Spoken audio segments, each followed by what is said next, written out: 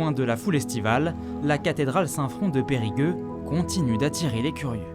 Il n'y a pas souvent des cathédrales byzantines qu'on peut visiter. C'est un peu un emblème de Périgueux, donc ça semblait assez logique d'y passer. Je prends mon guide, la première chose que je vois c'est ici, donc effectivement, ouais, je pense que ça doit être incontournable. Une visite incontournable qui a su attirer plus de monde cet été, une hausse de fréquentation constatée jusque dans les présentoirs à cierges. Alors l'été, c'est rempli.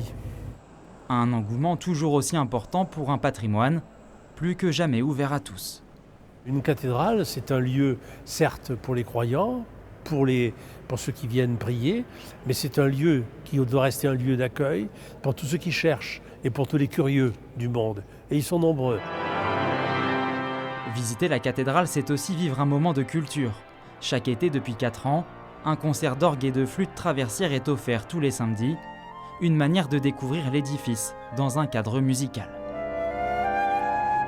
Il y a beaucoup de monde, encore plus que l'année dernière, environ un passage de 300 personnes en permanence dans la cathédrale. Ça montre que les gens ont un grand intérêt à tout ce qui est culturel, patrimonial, l'architecture, la musique. D'ailleurs, ça va de pair.